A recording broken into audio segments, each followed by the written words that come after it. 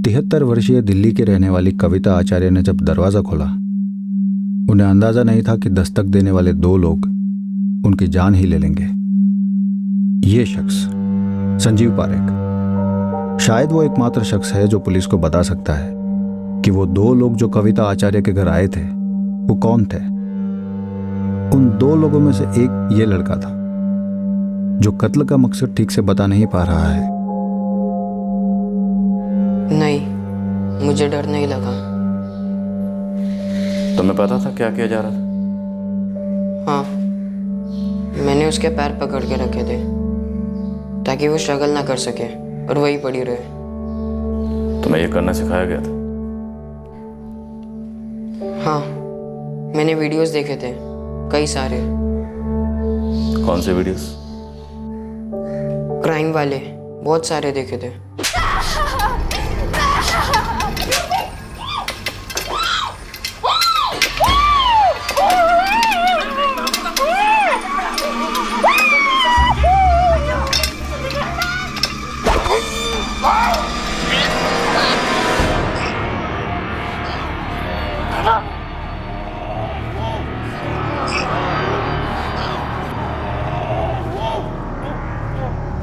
तुमने खुद से देखे थे या किसी ने दिखाए थे? तुम्हें पता भी है तूने एक मर्डर किया है। जब तुम वहां गए थे तुम्हें पहले से पता था कि तुम्हें उसको मारना।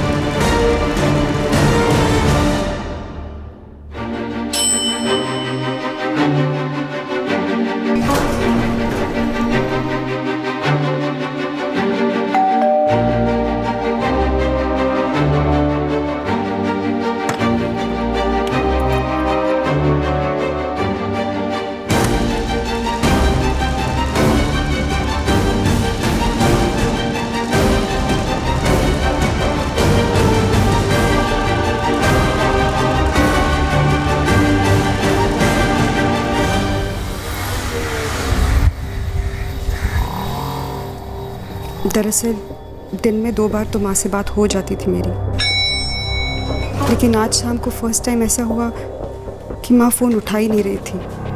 मैं हैरान थी। उसके बाद मैंने 1 घंटे के अंदर 3-4 बार माँ का नंबर फिर से ट्राई किया। फिर मुझे लगा कि यहाँ आके देखती हूँ, तो मैं मेरे बेटे सौरभ को लेकर सीधे यहाँ पहुँची। माँ के घर की एक एक्स्ट्रा चाबी मेरे पास होती है। मैं दरवाजा खोलकर अंदर आई। माँ! माँ! माँ! क्या हुआ तुझे? माँ! माँ! मम्मी, नानी जिंदा नहीं है। मैंने फटाफट मेरे बड़े भाई प्रवीण को फोन किया। वो रोहिणी में ही रहते हैं। उसके बाद आपको फोन किया।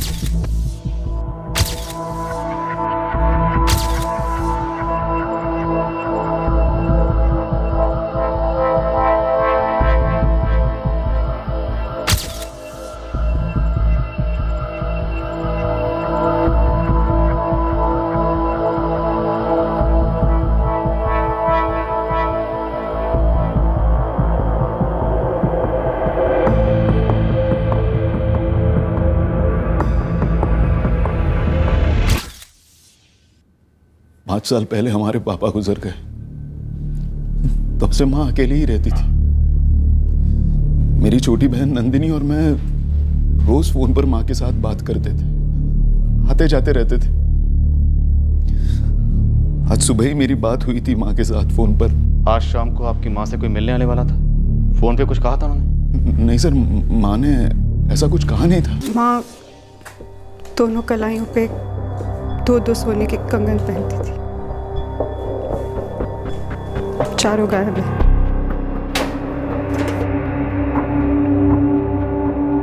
नहीं, ऐसा लग नहीं रहा कि कुछ लूटा है। यहाँ कोई गहने या कैश नहीं रखती थी वो? कुछ कैश पर्स में रखती थी खर्चे के लिए, वो है, चुराए नहीं गए। कल शाम के बाद आज सवेरे मैं माँ को कॉल करने ही वाली थी, रोज ही करती थी मैं, लेकिन हाँ सारे कामों में रह गया। मुझे सच में कोई आइडिया नहीं है मैडम कि आज माँ से मिलने कोई आने वाला था या नहीं।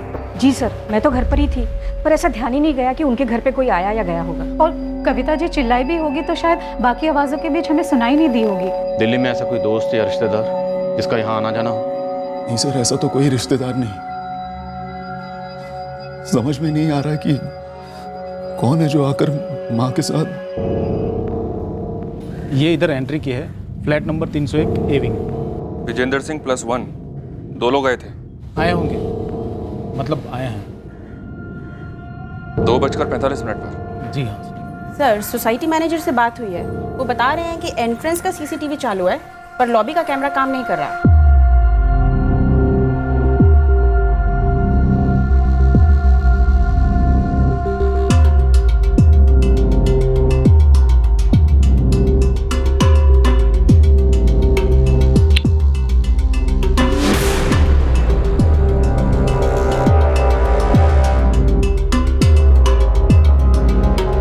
पीछे खड़ा हुआ यंग लग रहा है।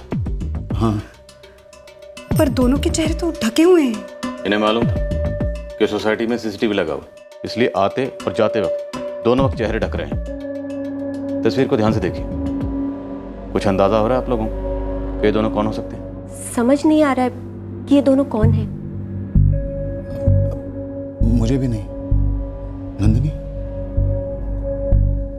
जान पहचान वाले ही हैं, क्योंकि डोरबेल बजाकर घर में दाखिल हुए। आपकी माँ ने इनके लिए चाय बनाई, घर में 2 चाय के कप मिले, किचन में बर्तन में दूध मिला और छन्नी में चाय की पत्तियां मिली। Ambe general store. आप कौन बोल रहे हैं? जी मैं मालिक किशन गुप्ता। आप? द्वारका पुलिस स्टेशन से SI आरती बात कर रहे हो। जी मैडम, क्या बात है? रंजना टावर्स की कविता आचार्य का कल तुम्हें फोन आया था दोपहर 2:55 पे। कैसे जानते हो उन्हें? सुना मैंने, क्या हुआ? दंग रह गया हूँ। मेरी रेगुलर ग्राहक थी। क्यों फोन किया था उन्होंने? दूध मंगाया था मैडम।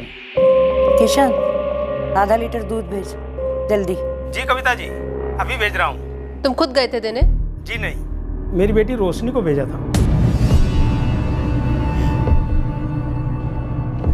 ये दोनों 2:45 पे सोसाइटी में दाखिल हुए और 3:55 पे वहां से निकले। मतलब 1 घंटा 10 मिनट तक ये उसी फ्लैट में थे आपकी माँ के साथ। फिर उसी दौरान 3:10 पर दूध आए, फिर चाय बनाई गई। चाय बनने में 10 मिनट लगे होंगे। जो 2 कप मिले हैं उनमें आधी चाय बची हुई थी। मतलब चाय के बीच में ही इन लोगों ने कविता जी का कत्ल कर दिया। इसमें कोई दो राय नहीं कि ये दोनों जान पहचान की हैं, लेकिन सिर्फ कविता जी के हाथ के कंगन चुराए गए, बाकी किसी सामान को छुआ तक नहीं गए। कौन हो सकते हैं ये? प्रीति शर्मा, कहाँ रहती हो तुम?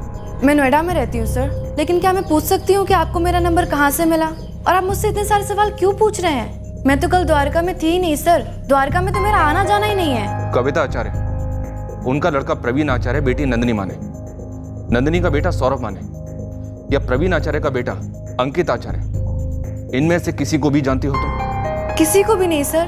आप बताएंगे कि बात क्या है? आप मुझे डरा रहे हैं सर। देखो रोशनी, डरो मत, बस ठीक से याद करो और बताओ, जब तुम दूध देने गई थी कविता आचार्य के घर तो तुमने क्या देखा? कुछ नहीं देखा मैडम, मैंने बस डोरबेल बजाई, कविता आंटी ने दरवाज़ा खोला और मैंने उन्हें दूध का पैकेट दे दिया। अंदर बैठे किसी आदमी को नहीं देखा? जी नहीं देखा, और वैसे भी कविता आंटी ने बहुत थोड़ा ही दरवाज़ा खोला था। और अजीब बात तो ये थी कि कविता आंटी मुझ पर गुस्सा हो रही थी। तुझ पर? क्यों?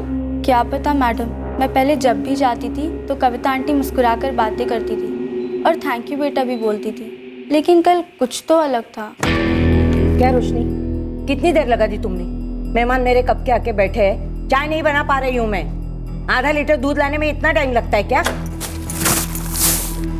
लेकिन कविता आंटी को इतनी चिड़चिड़ी मैंने पहली बार देखा था। ये दोनों थे अंदर? बोला ना मैडम, कविता आंटी ने बहुत थोड़ा ही दरवाज़ा खोला था, अंदर देखने का कोई चांस ही नहीं था।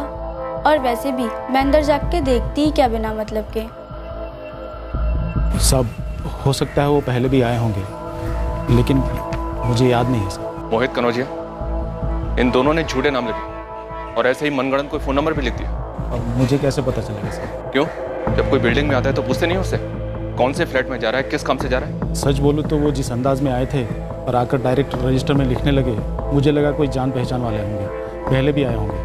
सर 1 घंटा तक अंदर थे। कविता जी ने उनको चाय बनाकर पिलाई। प्रवीण या नंदिनी को कुछ तो खबर होनी चाहिए कि वो कौन हो सकते थे। और सब जिस तरह से वो चल के आए, जैसे वो पेश आ रहे थे, शक करने जैसा कुछ लगा नहीं सब। जी नहीं, हमें नहीं लगता कि हमने इन्हें पहले कभी देखा है, लेकिन नाम नंबर गलत दिया है, मतलब गलत इरादे से तो आए थे ना। बिल्कुल सही पकड़ा आपने। नाम विजेंद्र सिंह लिखा, लेकिन आचार्य परिवार ऐसे किसी भी आदमी को नहीं जानता। और वो नंबर भी किसी नोएडा की प्रीति शर्मा का निकला, जो इस परिवार को नहीं जानते। नहीं पापा, मैं किसी प्रीति शर्मा को नहीं जानता। वो कॉलेज में पढ़ती है अंकित, नोएडा में। पापा, मेरी नोएडा के कॉलेज में पढ़ने वाली लड़की से क्या जान पहचान होगी? नहीं मम्मी, हमारे ग्रुप में कोई प्रीति शर्मा नहीं है, और अगर होती भी तो मैं थोड़ी ना ऐसा बोलता कि नानी घर पे अकेले जा के उसका मर्डर कर दे। इन्हें देखा है कभी? जानता है इन्हें? नहीं मम्मी, नहीं जानता।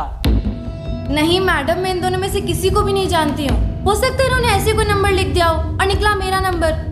आपके उन सर ने फोन किया था, तब भी मैंने उन्हें यही कहा था। देखिए मैम, मेरी बेटी को कोई फंसा रहा है। प्रीति जो कह रही है कि ऐसे ही लिख दिया होगा, हो सकता है ये बात सच हो।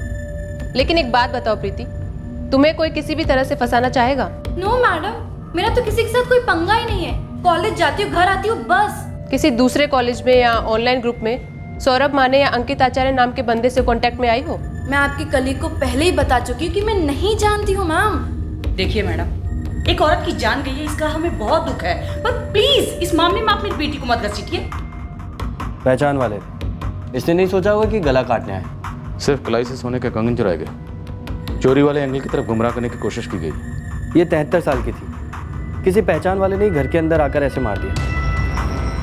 घर ही के अंदर की कोई अतीत की बात हो सकती है। सर जी, जिस तरह से दोनों ने एंट्री ली थी, उस रास्ते पर मेरे बंदे सीसीटीवी खंगाल रहे। सोसाइटी के लोगों से बात कर, पता कर कविता जी की लाइफ क्या थी, उनकी दिनचर्या क्या थी, क्योंकि ये मर्डर सीधा सीधा कोई पर्सनल एंगल वाला मर्डर ही लग रहा है। सर जी समझ गया, अभी लगा देता हूँ एक टीम। अच्छा, इससे पहले भी अगर तुम्हारी माँ फोन नहीं उठाती थी तो भी तुम यूं ही जाती थी सौरभ के साथ उन्हें चेक करने के लिए? हाँ, जाती, लेकिन वैसे माँ हमेशा ही फोन उठा लेती थी। 1 घंटा भर रिंग जारी थी और माँ फोन उठा नहीं रही थी। सौरभ ने भी ट्राई किया, फिर हम दोनों ने सोचा चलो देख ही आते हैं। पति कहाँ है तुम्हारे? 6 महीने से अशोक रायपुर में है, ट्रांसफर वहीं हुआ है उनका, आज शाम को आ रहे हैं। अच्छा, प्रवीण और तुम 2 ही भाई बहन हो, कोई और नहीं? जी नहीं। कविता जी प्रवीण के साथ क्यों नहीं रहती थी, या प्रवीण उनके साथ? सर, प्रवीण आचार्य हमारे यहाँ पे 9 साल से सीनियर अकाउंटेंट रहा है। ये प्रवीण आचार्य 10 जुलाई को ऑफिस में आया था? सर, आप यही पता करना चाहते हैं ना कि उसकी माँ के मर्डर के वक्त वो कहाँ था? ऑफिस में था या नहीं? बिल्कुल था। दरअसल हमारे सामने ही उसकी सिस्टर का फोन आया था। खबर सुनने के बाद उसकी हालत बहुत ही बुरी हो गई। ये जो हालत खराब हुई थी उसकी, ये वाकई में हुई थी या दिखावा था? उसकी माँ का कत्ल हुआ था। नाटक क्यों करेगा? माँ के साथ क्यों नहीं रहते थे? पहले रहता था, हम सब लक्ष्मी नगर में एक ही घर में थे। माँ और पापा चाहते थे कि मैं और दीपाली अपना अलग घर बनाएं, और दूसरी बात, मेरा काम पित्तमपुरा में है, मुझे ज़्यादा ट्रैवलिंग पसंद नहीं है, इसीलिए मैंने रोहिणी में घर खरीदा। ऑफिस भी करीब है, पिछले 11 साल से मैं वहीं पर हूँ। सर, अगर आप मुझ पर शक कर रहे हैं, कोई घरेलू अनबन ढूंढ रहे हैं, तो ऐसा कुछ भी नहीं है। हम सब दूर रहकर भी काफ़ी करीब थे। नंदिनी, मैं, माँ और हमारी फैमिलीज। आपके माँ बाप लक्ष्मी नगर से द्वारका मंगल विहार कब शिफ्ट हुए? 8 साल पहले। पापा ने रिटायरमेंट के बाद लक्ष्मी नगर वाला घर बेच दिया और यहाँ द्वारका मंगल विहार में रंजना टावर्स में 1 BHK लिया। नंदिनी का घर भी पास ही में था, उत्तम नगर में, लेकिन शिफ्ट होने के 2 साल बाद पापा चल बसे। और आपकी माँ कविता जी ने अकेले रहना पसंद किया? उन्हें अपनी आज़ादी पसंद थी, पर हम हर वीकेंड को मिलते, कभी उनके घर, कभी अपने घरों में। तो फिर साथ क्यों नहीं रहते थे? सबकी अपनी मर्जियां होती है सर। माँ की अपनी मर्जी थी। ये जो लक्ष्मी नगर वाला फ्लैट बेचा गया, उसका पूरा पैसा द्वारका मंगल विहार वाले फ्लैट में डाला गया? जी नहीं, कुछ पैसे एफडी में है जिसका इंटरेस्ट माँ को मिलता, ऊपर से पापा की पेंशन। पापा रेलवे की सर्विस में थे। जो भी दो लोग आए थे ना, ये तय है कि जान पहचान के थे और कत्ल के इरादे से ही आए थे। वो तो जाहिर है ना सर, हमें तो समझ में ही नहीं आ रहा कि ये कौन हो सकते हैं। माँ की तरफ से, पापा की तरफ से, हमारी तरफ से। मैंने तो अपने बेटे अंकित से भी पूछा कि क्या वो किसी विजेंद्र सिंह या प्रीति शर्मा को जानता है, लेकिन उसने भी पता नहीं ये कौन हो सकते हैं। नहीं मैडम, मैं नहीं पहचान पा रही हूँ इन्हें। आपको माँ के फ़ोन में कुछ मिला? इन लोगों ने शायद आने के पहले कोई फ़ोन वोन किया हो। कॉल रिकॉर्ड्स अभी आने बाकी हैं नंदिनी, लेकिन कॉल लिस्ट से हमें ऐसा कुछ नहीं मिला। हो सकता है मर्डर के बाद उन्होंने नंबर डिलीट कर दिया हो, पर वो ऐसा क्यों करेंगे? फ़ोन को ही अपने साथ ले जाते ना। ये सवाल भी जवाब मांग रहे हैं।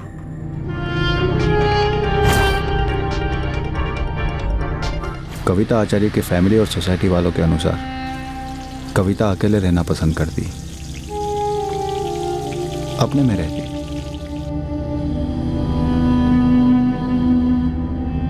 जब जरूरत पड़ती तभी घर से निकलती। यह अब और भी रहस्यमय होता गया कि वो दो हत्यारे कविता आचार्य से किस तरह कनेक्टेड थे और जिनके बारे में फैमिली को भनक तक नहीं थी, और जिन्होंने सिर्फ 4 सोने के कंगन के लिए उनका कत्ल कर दिया था।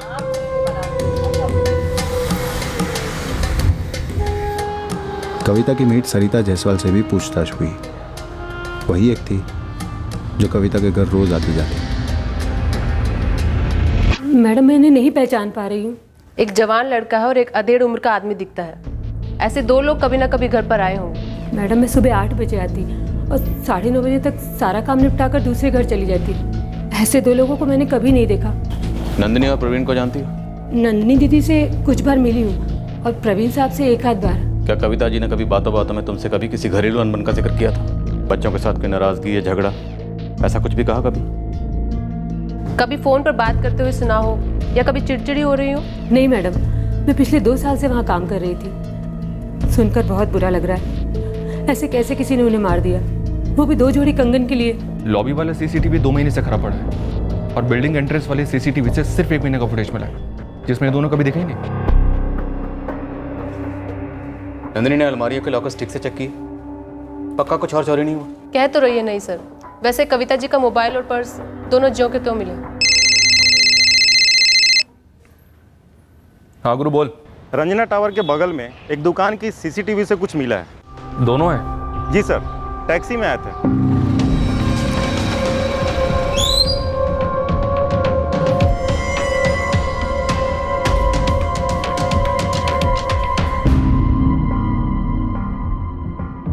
वही है दोनों, बिना कैप के। इसमें भी चेहरे साफ नहीं है। इस गली से एक और राइट लेने के बाद लगभग 5-7 मिनट पैदल चलने पर रंजना टावर से उसी सीसीटीवी से एक और फोटो।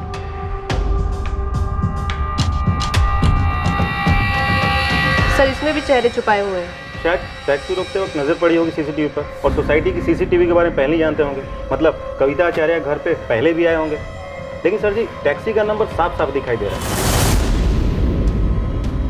मेरे बंदे टैक्सी वाले को ढूंढ रहे हैं, शायद वो बता सके कि कहाँ से उठाई थी सवारी इन दोनों की। जैसे कुछ खबर मिलती है फौरन इत्तला करो। दीपक, जब तक टैक्सी वाला हाथ लगता है, तुम प्रवीण के बेटे अंकित और नंदिनी के बेटे सौरभ, दोनों पर नजर रखो। इन दोनों कातिलों में से ये लड़का जवान लगता है इसकी।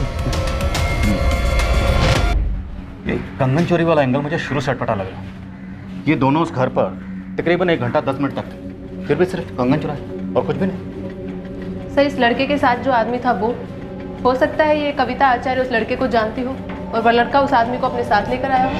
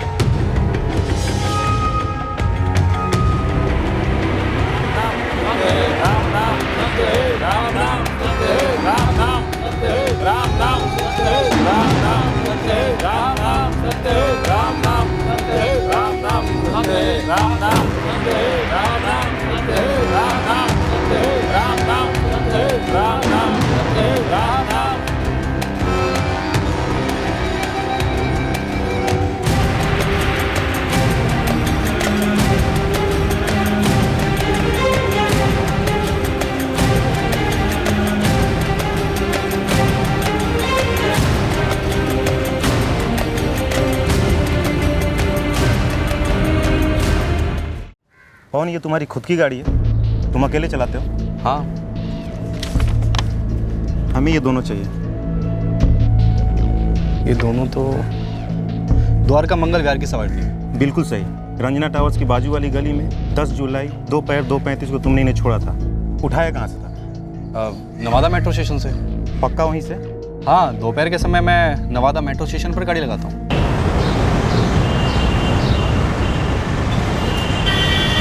जी साहब। द्वारका मंगल विहार चलोगे? चलेंगे ना, बैठो।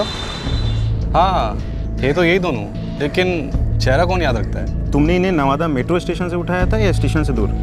टैक्सी लाइन में। मैं तो हमेशा टैक्सी लाइन में होता हूँ। सर जी, नवादा मेट्रो स्टेशन की सीसीटीवी फुटेज को एक बार चेक करना जरूरी है। शायद स्टेशन से बाहर निकलते वक्त उनका थोबड़ा छप गया हो सीसीटीवी में। ठीक है, मंगवाता हूँ। तब तक तू अपनी टीम को अंकित आचार्य और सौरभ माने पर लगे रहने के लिए बोल। टैक्सी वाली फोटो नंदिनी और प्रवीण दोनों को दिखाई। सस्पेक्ट्स ने टोपी भी नहीं पहनी थी, लेकिन दोनों नहीं पहचान पाए। पहचान नहीं पाए या पहचानना चाहते ही नहीं? फोन रिकॉर्ड से भी कुछ नहीं मिला। कविता आचार्य या तो नंदिनी से बात करती थी या प्रवीण से, या फिर पोते अंकित और नवासे सौरभ से। तो इन दोनों के फ़ोन नंबर्स फैमिली के किसी और के फ़ोन में होंगे? नहीं सर, प्रवीण और नंदिनी के फ़ोन रिकॉर्ड से कुछ भी सस्पिशियस नहीं मिला, ना ही अंकित और सौरभ के फ़ोन रिकॉर्ड से। तो फिर इस कत्ल का मकसद क्या हो सकता है? ये कत्ल सिर्फ 2 जोड़ी सोने के कंगन के लिए तो नहीं हुआ होगा, और क्या एंगल हो सकता है? सर, ये आचार्य फैमिली पहले लक्ष्मी नगर में रहती थी। शायद वहाँ कुछ हुआ हो और ये दोनों भाई बहन हमसे छुपा रहे हो, या फिर कुछ ऐसा जो इनसे छूट गया हो। हमारे लक्ष्मी नगर वाले घर का एड्रेस? आप लोग पहले लक्ष्मी नगर में ही रहते थे ना? जी हाँ, लेकिन वो घर तो 8 साल पहले ही बेच दिया था। कोई बात नहीं, आप एड्रेस दीजिए प्लीज।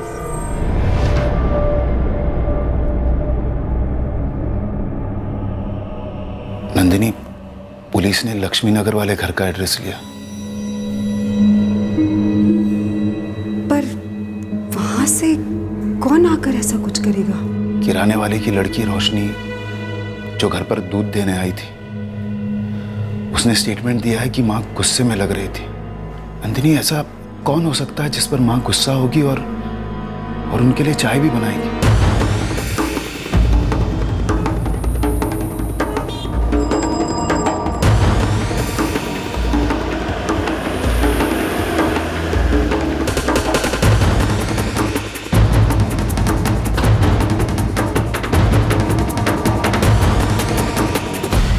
कल हम अंतिम संस्कार में गए हुए थे। बहुत ही दुख हुआ मैडम। अभी यकीन नहीं हो रहा है कि कविता जी के साथ ये सब कुछ हो गया। हमें बताया गया जब आचार्य परिवार यहाँ रहता था तो गणेश जी आप और दिव्या जी आप दोनों उनके काफी करीब थे। सालों की दोस्ती थी, एक परिवार जैसे। जब वो लोग यहाँ से अपना घर बेच कर गए थे तो बहुत तकलीफ हुई थी हम लोगों को। बहुत ही अच्छे लोग थे मुकेश जी और कविता जी। ये किसने किया है मैडम? इन्होंने।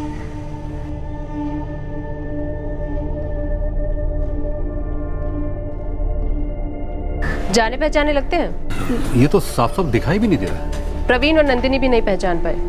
एक बात तो पक्की है, ये दोनों या इनमें से कोई एक कविता जी को बहुत अच्छे से जानते थे। कविता जी ने इन्हें चाय भी पिलाई थी। अपने संजीव जी? क्या वो बता सकेंगे? उनका मुकेश जी के घर काफी आना जाना था। अगर ऐसा कोई है जिसके बारे में प्रवीण और नंदिनी नहीं जानते तो शायद संजीव जी जरूर बता सकेंगे। ये संजीव जी का घर कहाँ है? जी वो तो 2011 में यहाँ से चले गए थे। मुकेश जी से बड़ी गहरी दोस्ती थी उनकी। यहीं सामने बैठकर तो उनका कैरम चलता था। ये लो चौका। क्या बात है, बड़े फॉर्म में हो। ऑलवेज। वाइट आपके लिए बहुत लकी है। क्या बात है? गेम अब तक चल रही है। एक और चाय भिजवा दो। अरे पूजा, चाय के साथ में तेरे स्पेशल वाले पकौड़े भी भेजना।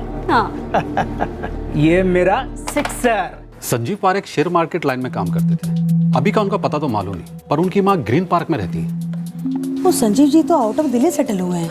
हाँ, ऐसे कुछ सुना था। संजीव पारेख की माँ का एड्रेस है आपके पास? जी नहीं, उनका एड्रेस तो नहीं है, पर एक बार उसने बताया था कि वो बेसिकली दिल्ली का रहने वाला है और उसकी माँ ग्रीन पार्क वाले गुरुद्वारे के आसपास कहीं रहती है। उनकी माँ का नाम याद है आप लोगों को? एक बार संजीव जी की वाइफ पूजा ने बताया था। सावित्री नाम है, सावित्री पारेख। कोई संजीव पारेख जो आपके पिताजी के अच्छे खासे दोस्त हुआ करते थे लक्ष्मी नगर में। हम उन्हें ट्रेस कर रहे हैं, शायद वो इन दोनों के बारे में कुछ बता पाए।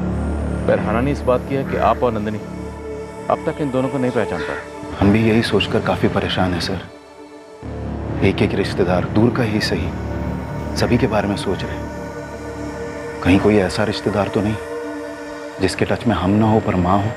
ऊपर से मुझे अजीब लग रहा है कि आपको माँ के फ़ोन रिकॉर्ड से भी क्यों कुछ नहीं मिला। कम से कम इन दोनों के चेहरे अगर साफ दिख जाए तो हम अंदाज़ा लगा पाए कि ये दोनों हैं कौन। लगे हुए हैं सर। 2 कांस्टेबल्स लगातार बैठकर दोनों प्लेटफॉर्म्स का फुटेज छांट रहे हैं।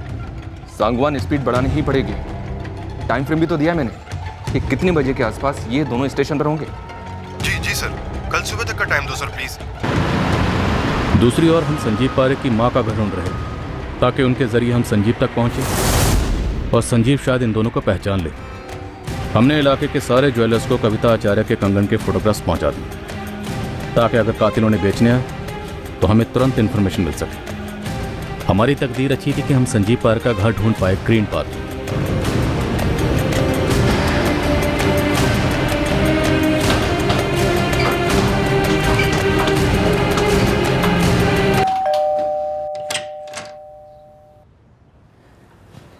जी सावित्री पारेख। जी बोलिए, क्या बात है? जी संजीव पारेख आपका बेटा है? जी हाँ। जी हमें संजीव से बात करनी है एक मर्डर केस के सिलसिले में। दरअसल कविता आचार्य नाम की एक औरत का मर्डर हुआ है। संजीव उन्हें और उनके हस्बैंड को बहुत अच्छे से जानते थे। हमारे पास दोनों कातिलों की तस्वीरें हैं लेकिन उन्हें कोई भी पहचान नहीं पा रहा है। हो सकता है संजीव उन दोनों को पहचानने में हमारी कोई मदद कर सके। कहाँ है संजीव? मुझे नहीं पता कहाँ है संजीव। उसका कोई कांटेक्ट नंबर है आपके पास? जी नहीं, मेरी काफी लंबे अरसे से उसके साथ बातचीत नहीं हुई। जी बेटा है वो आपका? हाँ है। वैसे संजीव की बेटी आंचल मेरे साथ रहती है। हो सकता है उसकी बात अपने पापा से होती हो। जी बुलाइए आंचल को। वो तो कॉलेज गई है। ठीक है, उसका नंबर दे दीजिए। The number you have called is currently switched off. Please try again later. Thank you.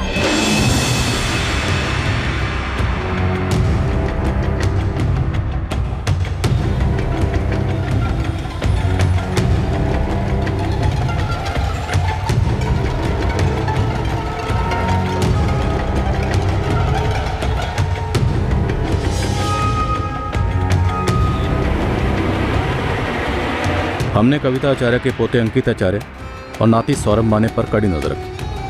कत्ल के दिन 10 जुलाई को वो दोनों कहाँ थे, क्या कर रहे थे, हर एक डिटेल निकाली, पर हमें अब तक उन दोनों के खिलाफ कुछ भी नहीं मिला था। अब 2 बातें एक साथ होने वाली थी। एक, हाथ आने वाला था नवादा मेट्रो स्टेशन का सीसीटीवी क्रैक, जिससे हमें दोनों संदिग्ध के चेहरे साफ मिलते। और दूसरी बात थी संजीव पारेख की मां सावित्री से मिलने वाली एक अजीब सी खबर। सावित्री जी, मैंने आंचल को फोन किया था, उसका फोन लगा ही नहीं। मैंने मैसेज भी ड्रॉप किया लेकिन अभी तक कोई जवाब नहीं आया है। अरे मैडम, मैं तो खुद ही आंचल को लेके परेशान हूँ। वो ना तो कॉलेज से घर लौटी है और नहीं उसका फोन लग रहा है। मैंने उसकी सहेलियों से बात की तो उन्होंने कहा कि वो कॉलेज के बाद तुरंत निकल गई थी और सबको लगा कि वो रोज की तरह घर गई होगी, पर नहीं। मैंने अपने छोटे बेटे राजीव से भी बात की लेकिन वो कहीं नहीं है।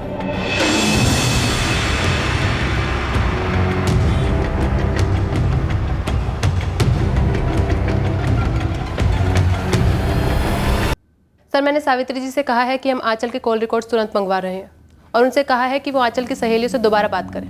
क्या आंचल का गायब हो जाना कविता आचार्य के मर्डर से जुड़ा? आंचल को कैसे पता चला कि तुम उसे कॉल करने वाली? सर, सावित्री जी के अलावा तो किसी को भी नहीं पता था कि मैं आंचल को कॉल करने वाली हूँ। और सावित्री जी ने यह कहा कि वो संजीव के टच में नहीं है, आंचल हो सकती है। जी सर। आंचल पारेख के गायब होने का रहस्य अगले ही दिन रोशनी में आने वाला था जब नवादा मेट्रो स्टेशन की सीसीटीवी फुटेज हमारे हाथ लगती। इसके पहले कि हम कविता आचार्य की फैमिली से पूछते कि वो 2 कातिल कौन थे, हमें उनकी असलियत पता चलने वाली थी। फोन बंद आ रहा है उसका। उसने अपने चाचा राजीव से भी बात नहीं की। उसकी सारी सहेलियों से पूछ चुकी हूं मैं। और ऐसे कैसे हो गया कि आपने उसका फोन नंबर लिया और वो एकदम से गायब हो गई? हम खुद हैरान हैं सावित्री जी कि ऐसा कैसे हो गया। वैसे ग्रीन पार्क की पुलिस भी लगी है आपकी पोती को ढूंढने में। जैसा कि आप जानते हैं, हम आपकी पोती आंचल से सिर्फ इसीलिए कांटेक्ट करना चाहते हैं ताकि हम संजीव तक पहुंच सकें और संजीव से इन दोनों तक। आप चिंता मत कीजिए, आपकी पोती मिल जाएगी। 1 मिनट, वो फोटो फिर से दिखाएंगी?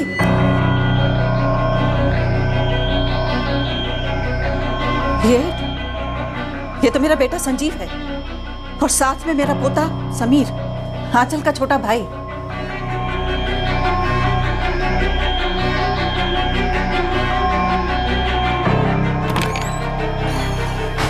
आरती ने कॉल किया अभी। ये दोनों संजीव पारेख और उसका बेटा समीर पारेख है। संजीव की मां सावित्री जी ने इन दोनों को पहचान लिया। आप लोगों ने नहीं पहचाना? लक्ष्मी नगर में आपके पड़ोसी रह चुके हैं। हाँ सर, पर हमारे वहां से निकल जाने के बाद ये लोग वहां आए होंगे। हाँ, मैं तो कभी नहीं मिली इनसे, ना माँ पापा से कभी सुना इनके बारे में।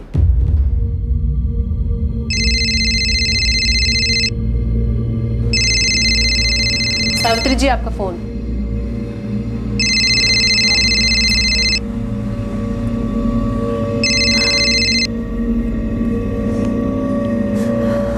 हेलो माँ, मैंने भी आंचल के नंबर पे फोन किया था। संजीव भैया ने फोन उठाया। राजीव कहाँ है संजीव, और आंचल कहाँ है? उन्होंने कहा वो दोनों ठीक है और बोले दोबारा फोन मत करना। हाँ राजीव। संजीव भैया, आंचल का फोन आपके पास है? कहाँ है वो? आंचल मेरे साथ है, बिल्कुल ठीक है। और सुन, दोबारा फोन करने की जरूरत नहीं। लेकिन भैया, आगे कुछ बोला नहीं और फोन काट दिया, और तब से फोन फिर से स्विच ऑफ है। राजीव, संजीव और समीर ने किसी का कत्ल कर दिया है। क्या? कत्ल कर दिया? किसका? माँ, ये क्या कह रही हैं आप? कहाँ है संजीव? आंचल है साथ में? समीर भी साथ है? राजीव को कुछ नहीं बताया उसने कि कहाँ है, बस फोन काट दिया। और वो औरत जिसको मार डाला, क्यों मार डाला? हमें अभी पता लगाना है, लेकिन उससे पहले आपको हमें बताना होगा संजीव के बारे में।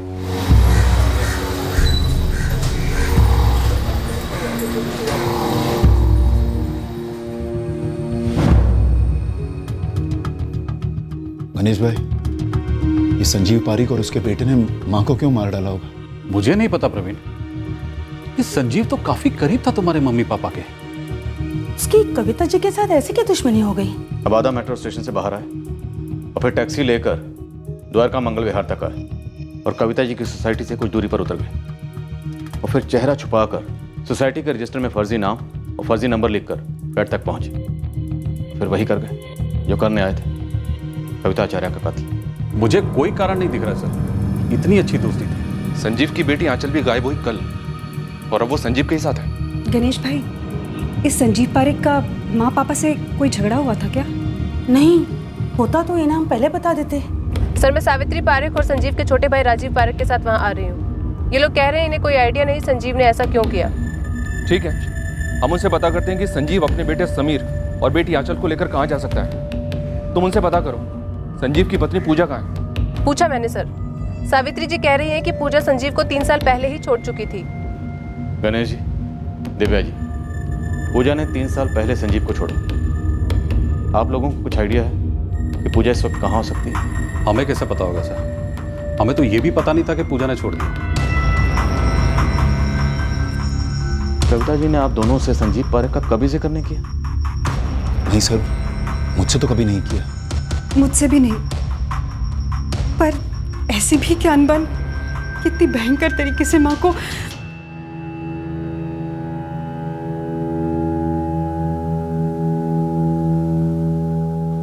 संजीव अपने बच्चों के साथ कहाँ जा सकता? इससे पहले कहाँ था वो? सर, एक्चुअली हमें संजीव भैया के बारे में कभी भी कुछ भी पता नहीं रहता है। बस 2 साल पहले उन्होंने बच्चों को माँ के पास भेज दिया, हाथ में एक चिट्ठी थमाकर।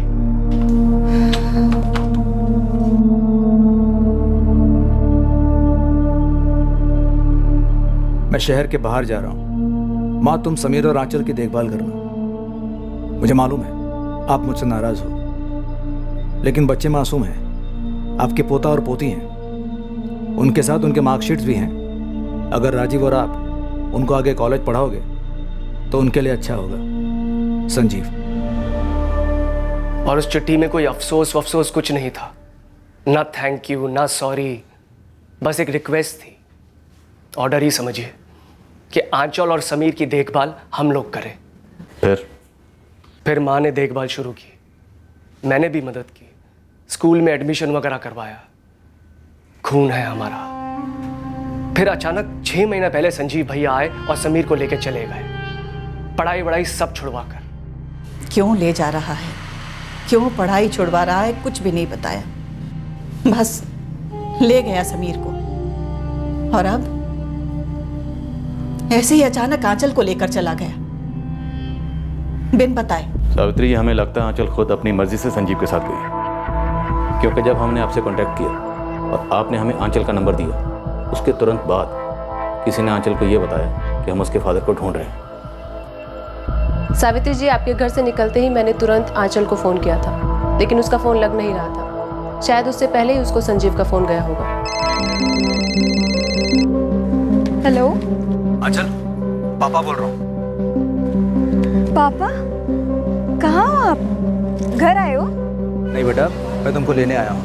कहाँ ना है लिख लो, जल्दी से आ जाओ। और सुनो, फ़ोन स्विच ऑफ करना, ओके? क्यों, क्या हुआ है पापा? सब मिलकर समझाऊंगा, जल्दी से एड्रेस लो। सावित्री जी, क्या संजीव आपके टच में था? क्या उसने कहा था आपसे कि हम उसे ढूंढ रहे हैं? आपको पता था कि संजीव ने मर्डर किया है? नहीं, मुझे मालूम नहीं था। एक मिनट सर, आप सीधा मेरी माँ के ऊपर उंगली उठा रहे हैं। इनको तो पता भी नहीं था कि संजीव भैया और समीर कहाँ थे, क्या कर रहे थे।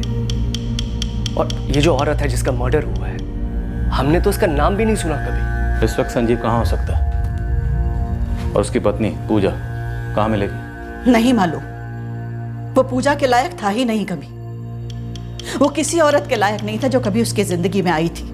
देखिए, मेरा बेटा संजीव, मैंने जाना उसे जरूर है, लेकिन वो ऐसा कैसे हो गया, क्यों हो गया, क्या हो गया, आज तक समझ नहीं पाई हूं मैं उसको। एक बूढ़ी औरत को मार डाला उसने, मार डाला, और साथ में समीर को शामिल किया। कितना छोटा है समीर। मैं मां होते हुए भी अपने बेटे संजीव को आज तक नहीं समझ पाई कि किस मिट्टी का बना हुआ है वो। संजीव पारेख चिकनी चुपड़ी बातें करता। वो अपने रुतबे से लोगों का विश्वास और दिल जीत लेता, उन पर पकड़ जमा लेता और अपनी बातों के लपेटे में लेकर उसके शेयर बाजार के इन्वेस्टमेंट्स के लिए उनसे पैसे निकलवाता, फिर उन्हें ठगता, उनके साथ फ्रॉड करता और फिर नए शिकार की तलाश करता। सालों पहले जब वो हैदराबाद में अपनी हेरा फेरी के कारोबार में पैर जमा रहा था, तब वो अमृतसर की गुरप्रीत कौर से मिला और उससे शादी करने के पीछे भी उसका एक ठोस मकसद था। गुरप्रीत का पिता एक रईस आदमी था और इसकी वजह से संजीव को रहने की जगह आराम से मिल गई। उसका पहला बच्चा लड़का था जो गुरप्रीत से हुआ था और उसे गुरप्रीत को जया नायडू के लिए छोड़ने में ज्यादा समय नहीं लगा। एक तो वो हमारे जात की नहीं थी, ऊपर से डिवोर्स ही थी। पति छोड़ा था उसने अपना, घर तोड़ा था अपना संजीव के लिए। और संजीव, वो तो कितने ही दिनों से हमसे दूर था, कभी फोन तक नहीं करता था हमें। और फिर एक दिन धमक गया अचानक। मैंने उन्हें घर में दाखिल नहीं होने दिया क्योंकि वो शादी मुझे कतई मंजूर नहीं थी। आंचल और समीर दोनों जया से हुए थे, लेकिन जब उसने संजीव को छोड़ा तो हमें पता भी नहीं चला। फिर उनकी लाइफ में पूजा आई। हमें तो ये भी नहीं पता था कि संजीव भैया यहाँ दिल्ली में रहते हैं या दुनिया के किसी और कोने में। नमस्ते माँ जी, मैं पूजा। फिर 2 साल पहले वो आंचल और समीर को मेरे पास छोड़कर चला गया। तब पता चला कि पूजा, जिसे बच्चे अपनी माँ समझते थे, वो भी संजीव को छोड़कर चली गई। और संजीव की जिंदगी में एक नई लड़की आई, मानसी बनर्जी। और वो तो आंचल से उम्र में थोड़ी ही बड़ी थी।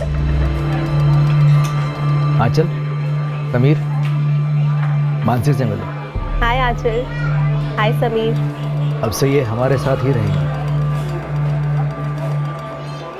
ये मानसी बनर्जी, ये भी इस मर्डर प्लान में शामिल हो सकती है। इसका कोई नंबर या एड्रेस है आपके पास? मुझे नहीं पता सर, हमें संजीव भैया के बारे में कुछ भी नहीं पता है। वो जो भी नंबर यूज़ कर रहा था आप लोगों से बात करने के लिए, वो नंबर दीजिए। मेरे पास उनका मोबाइल नंबर नहीं है और मुझे नहीं लगता कि भैया मोबाइल फ़ोन यूज़ भी करते हैं। अब ये मानना थोड़ा मुश्किल है। आज की डेट में आपका भाई संजीव मोबाइल फ़ोन यूज़ नहीं करता। संजीव के बारे में कुछ भी मानना आसान नहीं रहा है कभी। सावित्री जी, आपका बेटा उसके निजी मामलों से अलग अब एक खूनी भी है। इसलिए आपको और राजीव आपको हमें कोई तो ऐसी लीड देनी होगी जिससे हम उस तक पहुंच पाए। उसने आपके पोते समीर को एक कत्ल में शामिल किया, अब आंचल भी उसके पास। हमारा उस तक जल्द से जल्द पहुंचना जरूरी है।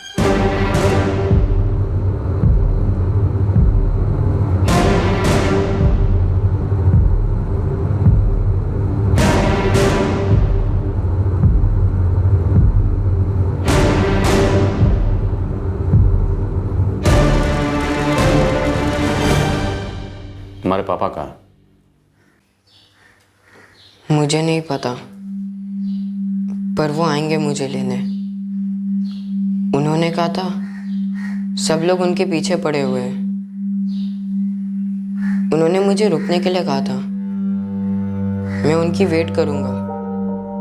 वो आएंगे और मुझे अपने साथ ले जाएंगे। पापा। क्या आंचल भी तुम्हारे इस मर्डर प्लान में शामिल था? तुम लोगों ने कविता आचार्य का मर्डर क्यों किया? कैसे दे सर, हमें संजीव भैया के बारे में कुछ भी पता नहीं रहता है। वो क्या करते हैं, कहाँ रहते हैं, किससे मिलते हैं। एक तो वो मोबाइल फोन नहीं रखते और जब उन्हें जरूरत होती है सिर्फ तभी कांटेक्ट करते हैं। सर, इस आंचल के फोन रिकॉर्ड से आइडिया मिलेगा संजीव ने इसे कहाँ बुलाया होगा मिलने। मंगवा ऑन द डबल।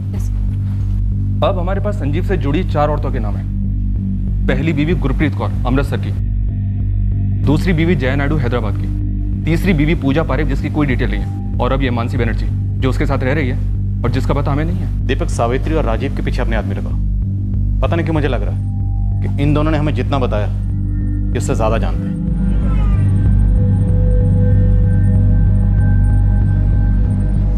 संजीव ने कविता जी को क्यों मारा? कुछ समझ में नहीं आ रहा प्रवीण। क्या किसी झगड़े का जिक्र किया था माँ पापा ने? नहीं नंदिनी, कभी नहीं। तो क्या ऐसा हो सकता है कि स्टेशन के सीसीटीवी में जो तस्वीर है वो संजीव और उसके बेटे की है, लेकिन मर्डर करने वाले 2 लोग कोई और ही हो?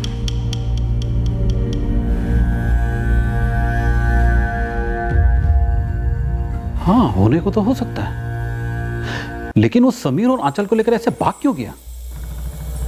यहाँ शिमला में जो herbal product manufacturing plant setup हो रहा है, मैं वहाँ प्रोजेक्ट मैनेजर हूँ। काफ़ी बड़ा प्रोजेक्ट है।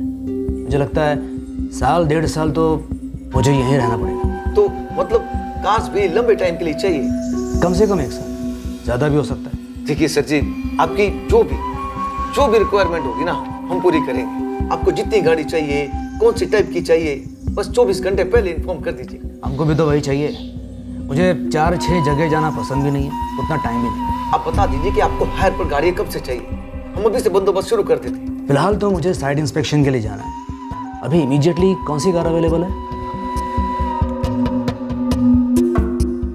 अभी हमारे पास सिर्फ नाम है, गुरप्रीत कौर। एड्रेस नंबर कुछ नहीं। 1998 में संजीव पारेख ने अमृतसर की गुरप्रीत कौर से शादी की थी। तब ये संजीव अमृतसर की एक ट्रैवल एजेंसी में काम करता था, संदर्भ टूर्स एंड ट्रेवल्स। लगभग 19 साल पहले की बात है। काफ़ी कुछ बदल गया होगा। फिर मैं ढूंढता हूँ दोनों, संदर्भ टूर्स एंड ट्रैवल एजेंसी और गुरप्रीत कौर को। हैदराबाद का एड्रेस नहीं मालूम, सिर्फ नाम मालूम है, जया नायडू। और 16 साल पहले 2001 में शादी की थी उसने। सिर्फ नाम से पता लगाना मुश्किल होगा। इस संजीव पारेख के बारे में कुछ और डिटेल्स चाहिए होंगे। शाकिर, हमारे पास इसके अलावा और कुछ नहीं है। अमृतसर की गुरप्रीत कौर की तरह हैदराबाद की जया नायडू भी किसी अमीर फैमिली को बिलोंग करती है। अब ये संजीव हैदराबाद में क्यों आया था, क्या कर रहा था, हमें कुछ नहीं पता। अमृतसर में भी ट्रैवल एजेंसी का नाम सिर्फ इसलिए पता चला क्योंकि संजीव ने कभी एक बार उसके भाई के साथ जिक्र किया था। लेकिन दीपक, यहाँ पे हैदराबाद में जया नायडू नाम की हजारों औरतें, उसके बारे में कुछ और जानकारी चाहिए, कुछ भी। संजीव के जया के साथ 2 बच्चे हैं, समीर और आंचल। उनके फोटोग्राफ्स हैं हमारे पास। हाँ वो भेज दो। और इस संजीव पारिक की भी फोटोज हैं? हाँ हैं। मैं तीनों के फोटोज तो मैं फॉरवर्ड कर दूँ।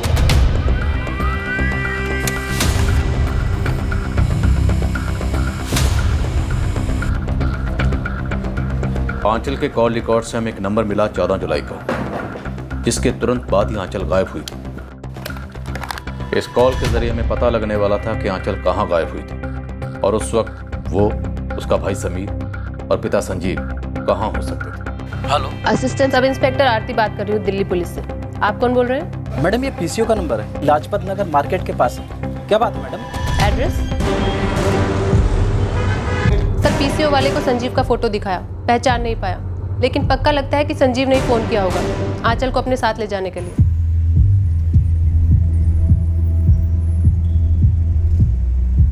पापा कहाँ हैं? अंदर है, चलो।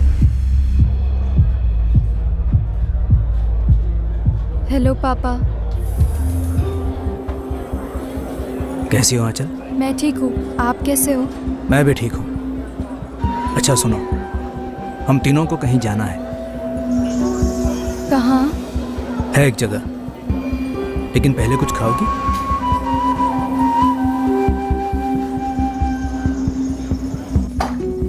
अगर संजीव ने लाजपत नगर मार्केट वाले पीसीओ से आंचल को फोन किया था तो आंचल वहां गई होगी और संजीव और समीर शायद वहां उसका पहले से इंतजार कर रहे हो।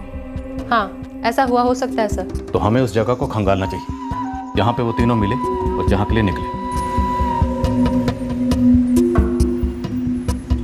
टैक्सी।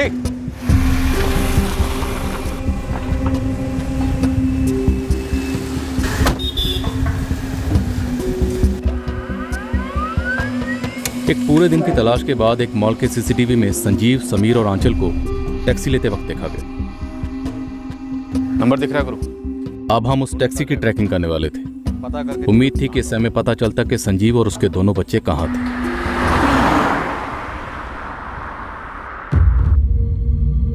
पापा अब हम कहाँ जाएंगे? देखते हैं, कई जगह है जाने के लिए। पर पापा दादी बहुत टेंशन में आ जाएंगी। लेकिन हमें उनको बताना नहीं है कि हम कहाँ पर हैं। राइट आंचल? दीदी, हम कोई सुराग नहीं छोड़ सकते।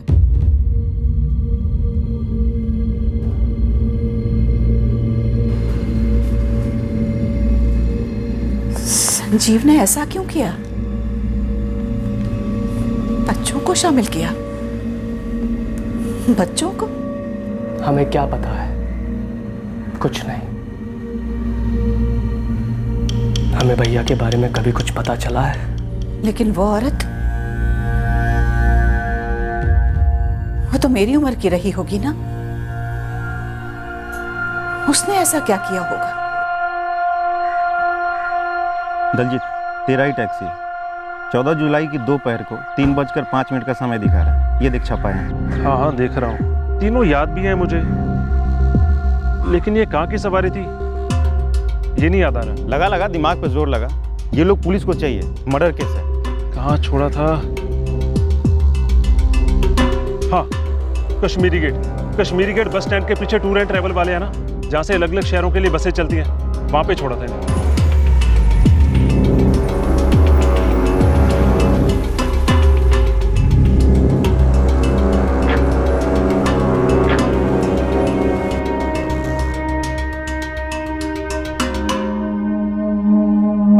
इन तीनों को मैंने वहीं छोड़ा था और ये तीनों सीधा एक दुकान के अंदर चले गए थे। भाई दलजीत, मुझे वहां लेकर चल अभी। चल चल जल्दी चल, चल। ये संजीव पारेख, ये आंचल पारेख और ये समीर पारेख। संजीव, आंचल और समीर पारेख। संजीव, आंचल, संजीव पारेख।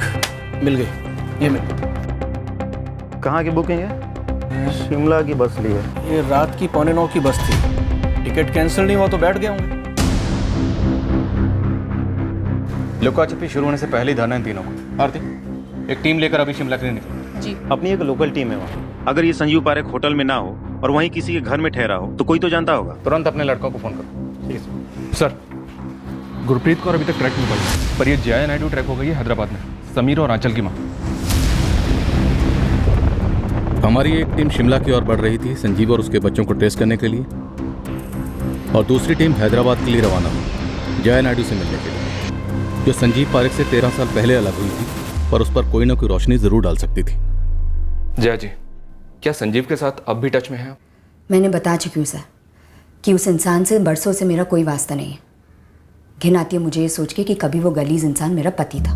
बच्चे कभी आपके टच में रहे, समीर या आंचल? नहीं सर, बल्कि इन्होंने जब मुझे उनकी फोटो दिखाई मैं तो उन्हें पहचान तक नहीं पाई। लेकिन वो कमीना वही है। संजीव ने एक बूढ़ी औरत कविता आचार्य का कत्ल कर दिया है। मैंने इनको बताया इस बारे में, लेकिन इनका कहना है कि ये किसी कविता आचार्य को जानती ही नहीं है, यहाँ तक कि इन्होंने कभी उनका नाम भी नहीं सुना। लेकिन सर, वो कत्ल संजीव कर सकता है। जब उससे मेरी शादी हुई थी तो मैंने उसका असली चेहरा नहीं देखा था, लेकिन शादी होने के बाद वो जानवर बन गया था, रोज पीटता था मुझे। आज भी सोचती हूँ तो रोंगटे खड़े हो जाते हैं। आप उसके साथ दिल्ली आ गई थी? जी, मैंने अपने पहले पति को संजीव के लिए छोड़ा था, क्योंकि मैं संजीव से बहुत प्यार करती थी। मुझे लगता था कि संजीव भी मुझसे प्यार करता है और उसके साथ मुझे एक बेहतर जिंदगी मिल सकती है। मेरे अम्मा अब्बा मेरे इस फैसले के सख्त खिलाफ थे, पर फिर भी मैंने उन्हें छोड़कर संजीव के साथ शादी कर ली। अम्मा अब्बा ने इसलिए मुझसे सारे नाते तोड़ दिए। जब मेरी बेटी आंचल पैदा हुई तब हम दिल्ली में थे। संजीव वहाँ कुर्शी टूर्स एंड ट्रैवल्स में जॉब करता था। फिर वो मस्कट चला गया, क्योंकि उसकी वहीं किसी ट्रैवल लाइन में ही जॉब लग गई थी। बीच बीच में आता था। फिर समीर पैदा हुआ। समीर के पैदा होने के बाद वो हमसे एक बार भी मिलने नहीं आया, बल्कि उसने तो हमें पैसे भी भेजने बंद कर दिए थे। अब आप ही बताइए, मैं 2 बच्चों की अकेले देखभाल कैसे करती? इसलिए मैंने अपने अम्मा अब्बा से माफ़ी मांगी और समीर और आंचल को लेकर हैदराबाद चली आई, यहाँ अपने अम्मा अब्बा के पास। पर बच्चे तो संजीव के पास हैं। यही तो दुखती रह गया सर। मैं बच्चों को हैदराबाद लेकर ज़रूर आई थी, लेकिन संजीव ने यहाँ आकर मुझे धमकाया और छीन ले गया मेरे बच्चों को।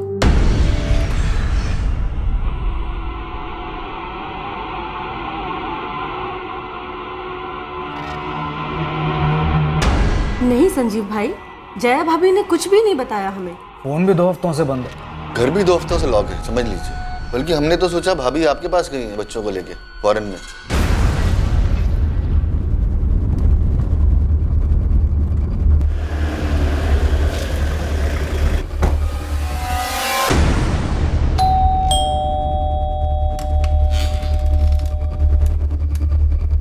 ये क्या लगा रखा है?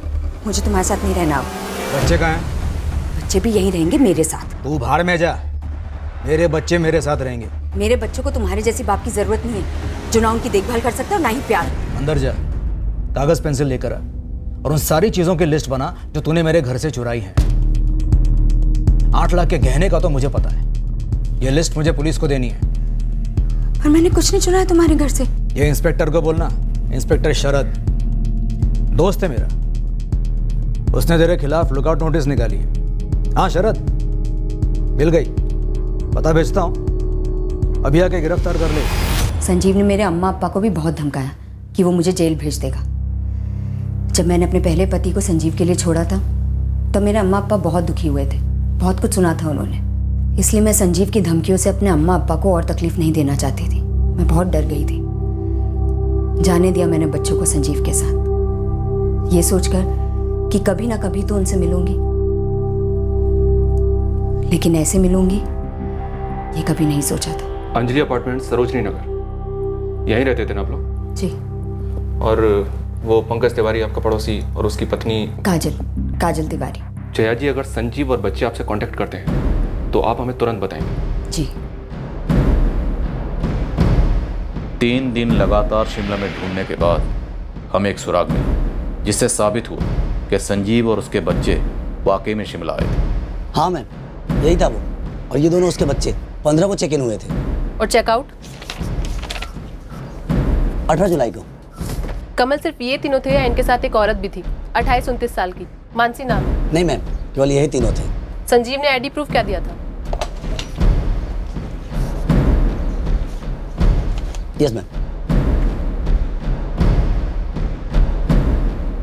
ये तो उसकी माँ के घर का एड्रेस है, पुराने वाला। कोई और एड्रेस नहीं लिखवाया? नहीं मैम।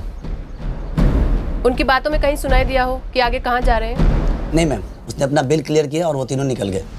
सर 18 को चेकआउट हुए, तो शायद शिमला भी 18 को छोड़ा होगा।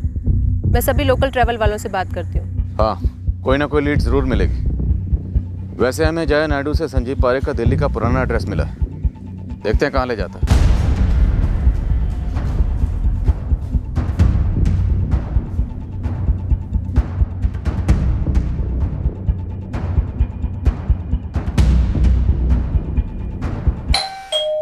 हाँ, पेपर में पढ़ा, हिल गए हम तो। इतने साल से हमें संजीव के लिए बुरा लग रहा था। क्यों? संजीव भाई ने हमसे कहा था कि जया का किसी के साथ चक्कर चल गया है और वो उसी के साथ भाग गई है। बच्चों को भी उसने हैदराबाद में किसी के घर ऐसे ही छोड़ दिया था, बल्कि ये उन्हें वहां से लेके आया। वो क्या बोलता है, क्या करता है, वो है क्या, किसी को कुछ नहीं पता। उसने एक बूढ़ी औरत कविता आचार्य का मर्डर क्यों किया, इस बात की भनक भी नहीं लग रही। पूजा से पता किया आपने? जया के बाद उसकी पत्नी? वो ट्रेस नहीं हो पा रही। संजीव की माँ ने हमें बताया कि पूजा ने भी उसे छोड़ दिया। ये तो हमें नहीं पता था। अच्छी थी वो और बच्चों का भी बहुत अच्छे से ख्याल रखती थी। ये पूजा कहाँ से थी, कुछ आइडिया है?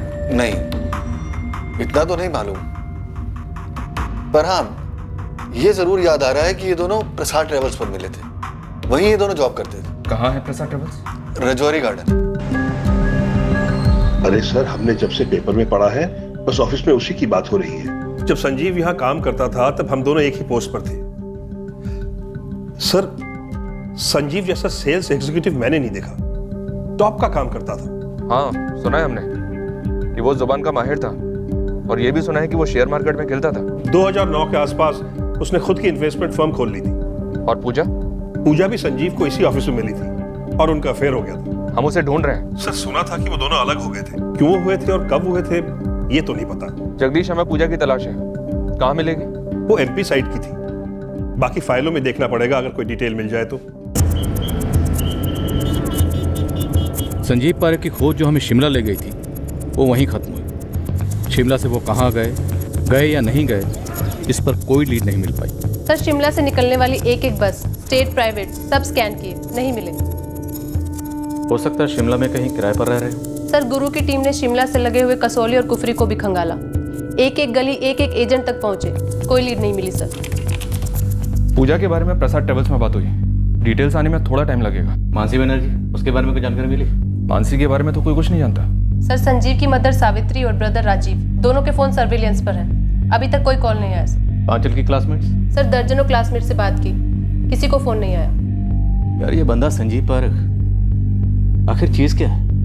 अपनी आईडी देकर चेक इन करता है, चेकआउट करता है और फिर शहर से गायब हो जाता है। कोई हिस्ट्री निकली इसकी क्राइम में?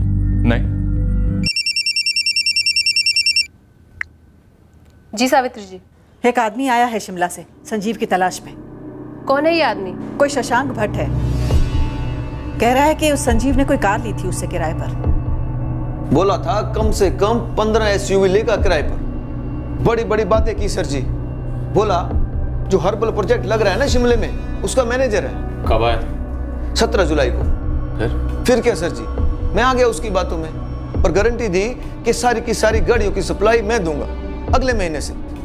फिर वो बोला कि अभी एक गाड़ी चाहिए 1 हफ्ते के लिए। मैंने भरोसा करके दे दिया, लेकिन सर जी अब नंबर ही नहीं लग रहा। नंबर कौन सा दिया? ये वाला सर जी। लेकिन सर ये नंबर एग्जिस्ट ही नहीं करता।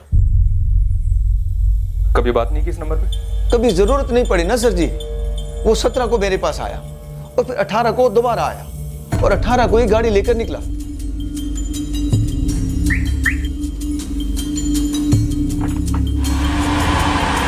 मैं अपने सभी कस्टमर से उनके ड्राइविंग लाइसेंस की कॉपी लेता हूँ, वो थी मेरे पास, वहीं से यहाँ तक पहुंचा। कोई एडवांस वगैरह नहीं दिया? 15 एसयूवी लेने की बात कर रहा था सर जी। उस चक्कर में मैंने इस कार के बारे में बोला ही नहीं, पूछा ही नहीं कुछ, और चुरा के ले गया साला मेरी गाड़ी। चुराई गाड़ी की फोटो है, कागजात है? हाँ फोटो है, कागजात के डुप्लीकेट है।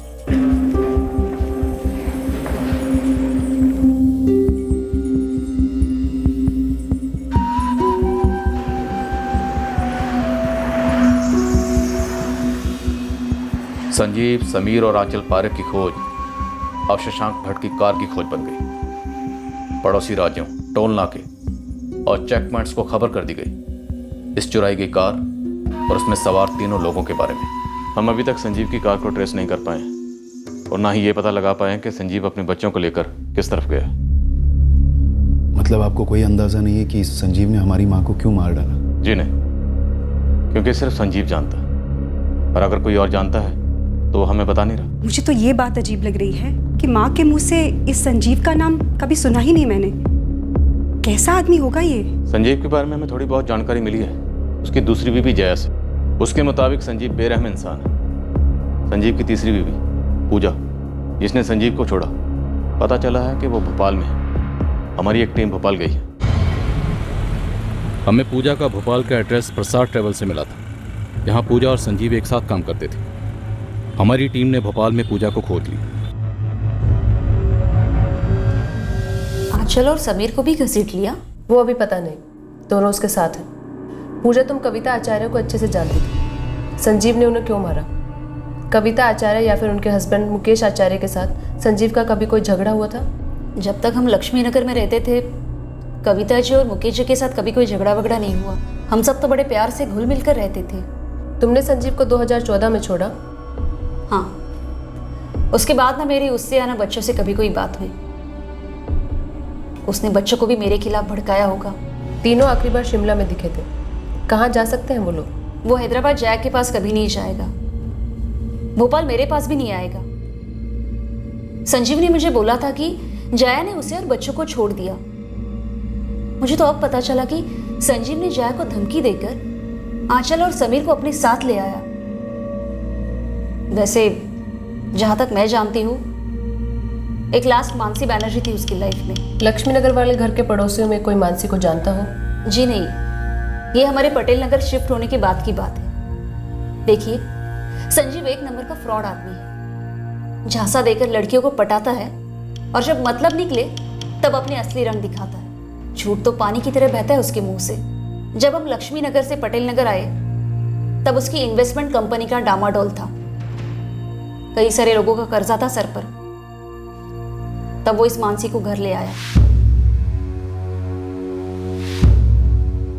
अब से ये यहीं रहेगी।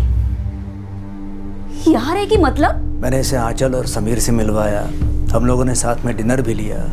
मैं समझ नहीं रही हूँ, तुम कहना क्या चाहते हो? मैं मानसी से प्यार करता हूँ और वो भी मुझसे प्यार करती है।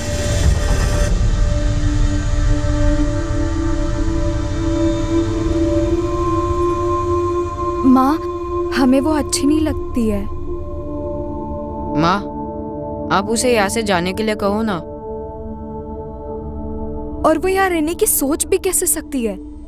ये तुम्हारे पापा को सोचना है क्या करना है और क्या नहीं। तो आप ही पापा को बोलो ना।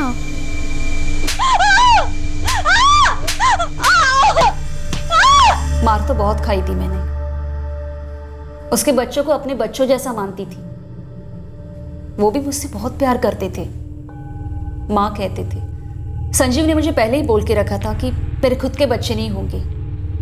सब कबूल था, पर दूसरी औरत कबूल नहीं थी, इसलिए मैंने उसे छोड़ दिया। हमें इस मानसी की कोई खबर नहीं मिल रही। मुझे नहीं लगता कि मानसी बहुत ज्यादा सीरियस थी। वो तो बस संजीव की चिकनी चुपड़ी बातों में झूम रही थी।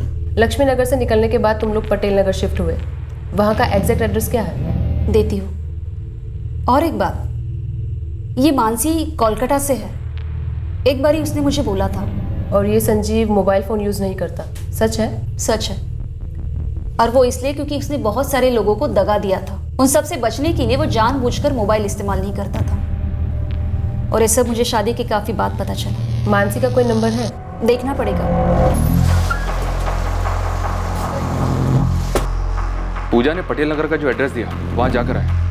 पड़ोसियों को मानसी तो याद है, पर सिर्फ नाम से। वो लोग 2015 में वहां से निकले। मानसी का कोई कॉन्टैक्ट नंबर मिला? आरती के पास मानसी का पुराना नंबर है जो कोई और इस्तेमाल कर रहा है। वैसे मैंने 2015 के पहले के कॉल रिकॉर्ड्स मंगवाए हैं जब वो नंबर मानसी यूज कर रही थी। हमारे पास उस चुराई हुई गाड़ी पर भी कोई लीड नहीं जिसमें तीनों फरार हुए। इसके पहले कि हम मानसी तक पहुंचते, हमें चुराई की कार की खबर लखनऊ से मिली। शिमला की गाड़ी लखनऊ की एक सेकेंड हैंड कारों की दुकान में पाई गई।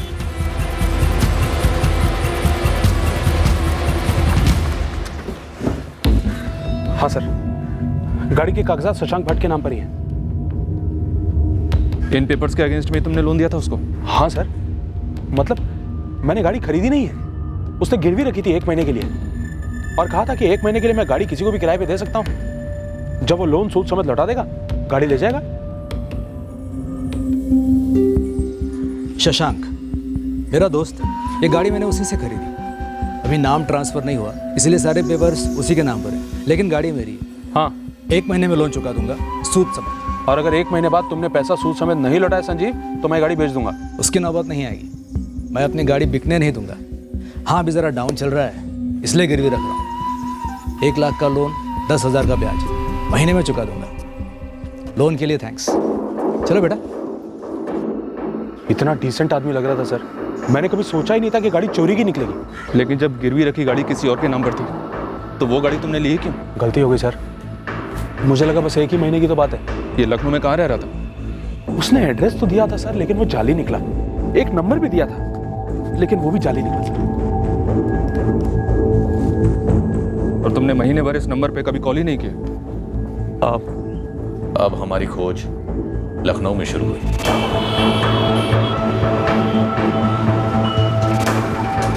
सारे होटल्स, गेस्ट हाउसेस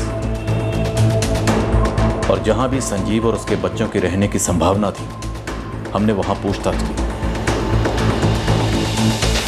अब हम हताश हो रहे हैं। मानसी बनर्जी, दिल्ली पुलिस। सारी कोशिशों के बावजूद संजीव पारेख हमारे हाथ नहीं लग रहा था, पर हम मानसी बनर्जी तक पहुंचे। अरे संजीव, ये बच्चे मेरे पास क्यों आएंगे? क्यों आएंगे वो छोड़िए, आया था या नहीं आया था ये बताइए। क्या उसने आपको फ़ोन किया था या किसी भी तरह से आपको कांटेक्ट करने की कोशिश की थी? मैं इन्हें सब कुछ फ़ोन पर बता चुकी हूँ। आपके दोबारा पूछने से कुछ बदल नहीं जाएगा। आप उसकी ज़िंदगी में सबसे रीसेंट औरत थी। क्या आप दावे के साथ कह सकते हैं कि मेरे दौरान या मेरे बाद उसकी ज़िंदगी में कोई नहीं आया? हमें खबर है आप लास्ट थी। देखिए सर, 2015 में मैं उससे अलग हो गई थी और वैसे भी हमारे बीच कुछ सीरियस नहीं था। बस कुछ तो था कि जब तक चला तब तक ठीक था। उसके बाद मुझे मेरा बॉयफ्रेंड मिल गया और मैं उससे अलग हो गई। बाय मतलब क्या बाय? हाँ क्या बाय?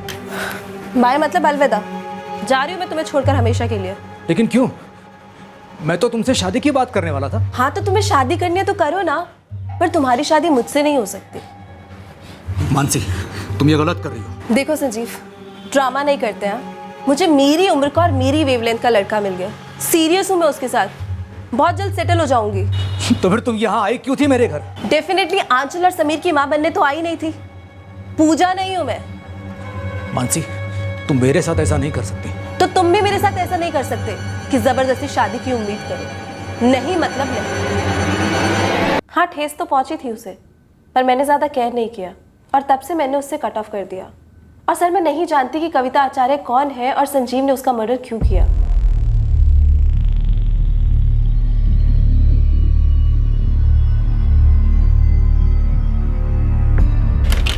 नेट पे अपलोड कर दो। सारे स्टेट्स के सभी शहरों के हर कोने में लुकआउट की खबर फैलनी चाहिए। सर। कविता आचार्य के परिवार वाले बार बार पूछने आ रहे थे कि उनकी मां का कातिल अब तक पकड़ा क्यों नहीं गया और कत्ल किस लिए हुआ, और हमारे पास उनके सवालों का कोई जवाब नहीं था। कमाल कर रहे हैं आप सर। एक तरफ आचार्य परिवार कविता जी को खोने का खालीपन महसूस कर रहा था और दूसरी तरफ था कत्ल का कारण ना जानने का आक्रोश। ये खालीपन और आक्रोश आरोपी के परिवार में भी झलक रहा था। एक बूढ़ी औरत अपने पोते की सुरक्षा को लेकर परेशान थी। वो ये समझ ही नहीं पा रही थी कि उसके बेटे ने कत्ल जैसा संगीन जुर्म क्यों किया और अपने बच्चों को उस जुर्म में शामिल क्यों किया।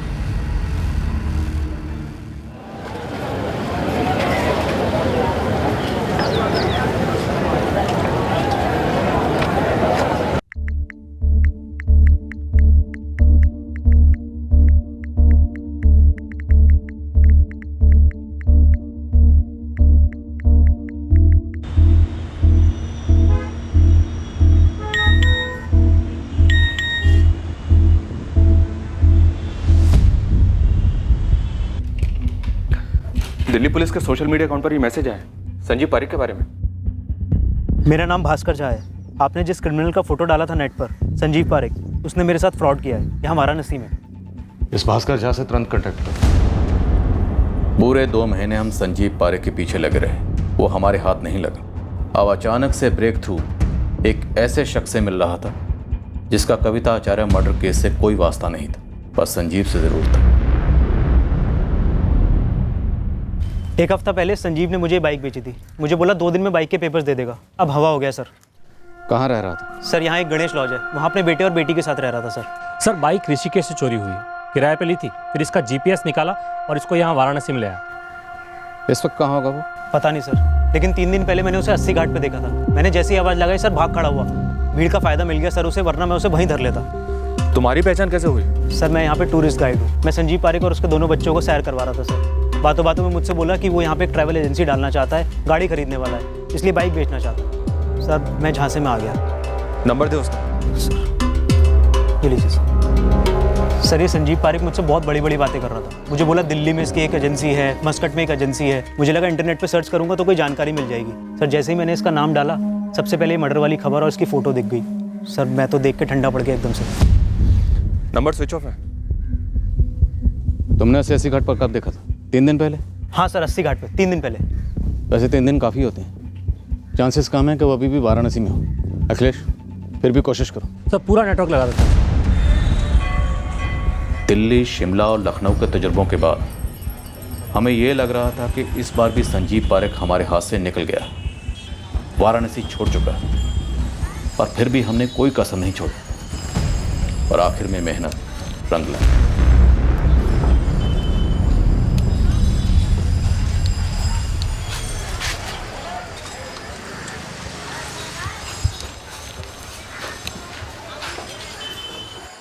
अरे सुन,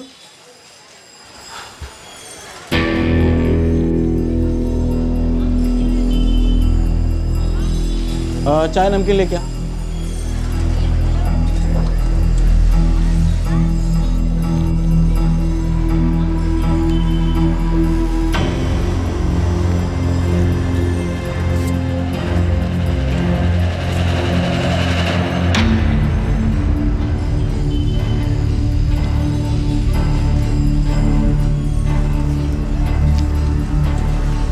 हेलो, हाँ 1 मिनट।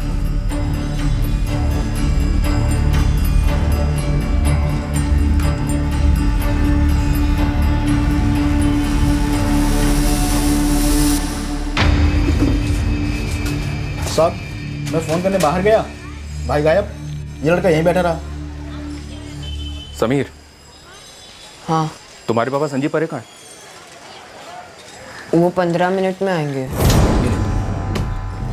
बिल चुका देना और यहीं रुकना, मैं 15 मिनट में आता हूँ।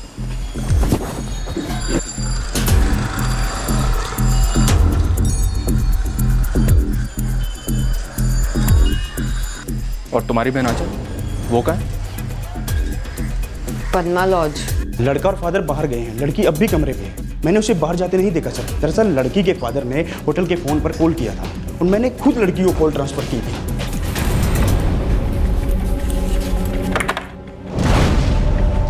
वो रही सर।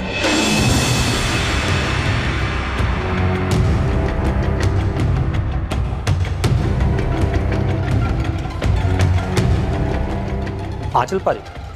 हाँ। पापा कहाँ हैं? मुझे नहीं पता। और तुम कहाँ जा रही हो? तुम्हारा पापा रेस्टोरेंट नहीं पहुंचा, और ना ही होटल। वो तुम दोनों बच्चों को छोड़कर भाग गया है। वादा किया था पापा ने, वो आकर हमें ले जाएंगे। फोन पर तुम्हारे पापा ने तुमसे क्या कहा आंचल? बोले डरो नहीं, मैं आऊंगा लेने। पर तुम तो कहीं जा रही थी, भाग रही थी। आंचल तुम्हारे पापा कहाँ हैं? तुम लोगों ने कविता आचार्य का कत्ल क्यों किया? नहीं सर, मैंने कविता दादी को नहीं मारा। मैंने उन्हें इतने सालों में देखा तक नहीं। पर समीर तो कह रहा है कि ये सब तुम सब लोगों की मिलीजुली साजिश थी। तुम्हारे पापा ने और उसने मिलकर कविता को मार दिया और फिर तुम भी उनके साथ भागी। आंचल तुम भागी क्यों? और तुम्हें कैसे पता चला कि हम तुम्हारी दादी के घर तक पहुंच गए? पापा ने फोन करके कहा कि तुरंत आ जाओ। मैं गई। मैंने कहा था पापा से कि दादी टेंशन लेंगी। पर तुम्हें मालूम था कि उन लोगों ने कविता आचार्य को मार दिया है? जब पापा के साथ गई तब नहीं मालूम था, लेकिन 2 दिन बाद न्यूज़ में आने लगा। तो मैंने पापा से पूछा तो उन्होंने बताया, पर सर मेरा कोई इन्वॉल्वमेंट नहीं है इसमें। पर आंचल, तुम उन दोनों हत्यारों के साथ भागती रही हो। आंचल, झूठ ज्यादा दूर तक नहीं चलेगा। बता दो हमें, कहाँ हैं तुम्हारे पापा? तो तुम्हारे पापा ने तुम्हें क्राइम शोज की वीडियोस दिखाए 4 महीने लगातार, ये मर्डर करने के लिए? हाँ। तो प्लान ये था कि कविता आचार्य, जिसे तुम दादी कहते थे, उसको मारना। क्यों मारना, ये नहीं बताया? पापा ने नहीं बताया कि वो मारी जाएगी।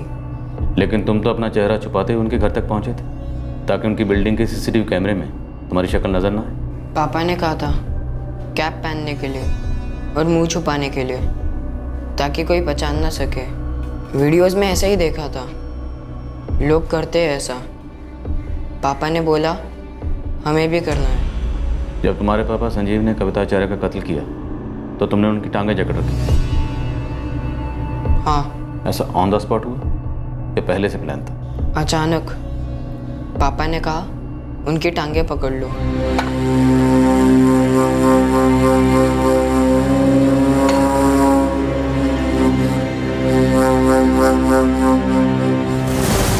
संजीव छोड़ो, संजीव, संजीव छोड़ो। क्यों मार डाला? मुझे नहीं पता। पापा और कविता दादी के बीच में कुछ बातचीत हुई थी। किस बारे में? पैसा। संजीव, इतनी दूर आए हो तो चाय पी के जाना, लेकिन इस विषय पर अब चर्चा नहीं। मेरा सर फटा जा रहा है तुम्हारी इन बातों से। ऐसी कौन सी बात कह दी मैंने? अपने पैसे तो मांग रहा हूँ। लो चाय पी लो।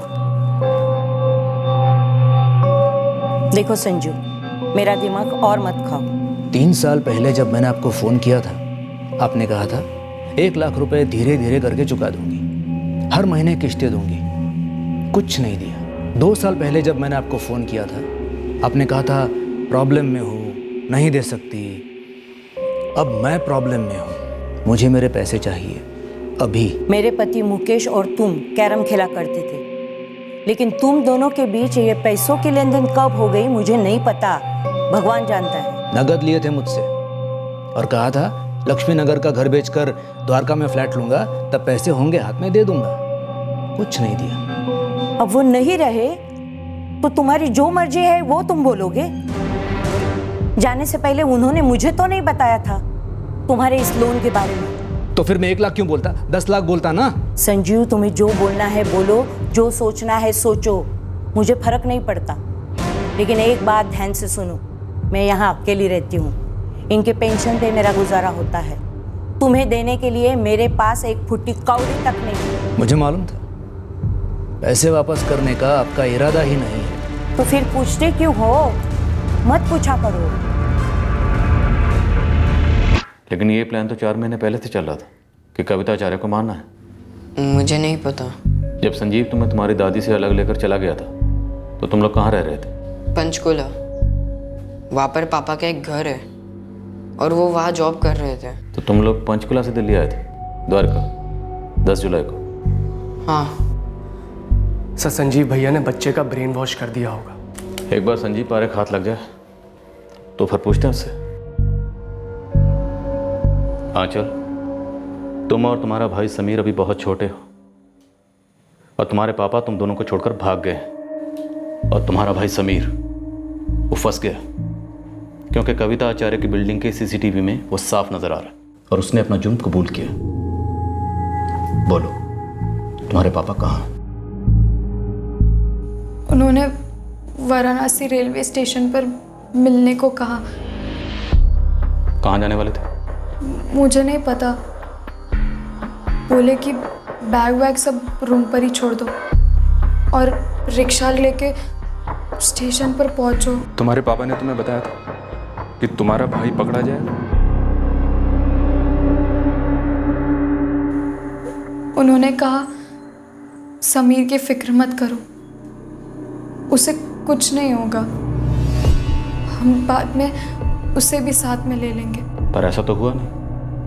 तुम्हारा भाई समीर तो पकड़ा गया और तुम भी पकड़ी गई, है ना? इसलिए बोलो, तुम्हारे पापा कहाँ हैं? उन्होंने बस इतना ही कहा कि ट्रेन की टिकट खरीद ली है हम दोनों के लिए। रात की ट्रेन है।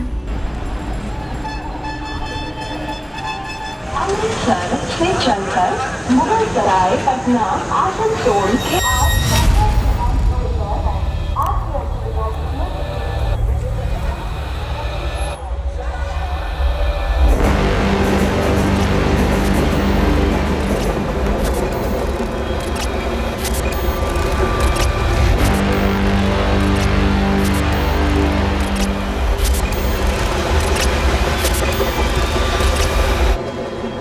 मुझे वही लग रहा है। ध्यान से आगे बढ़ना। इस बार संजीव पारेख का चेहरा छुपाने का पैंतरा काम नहीं किया। हमने उसे हर तरफ से घेर लिया था।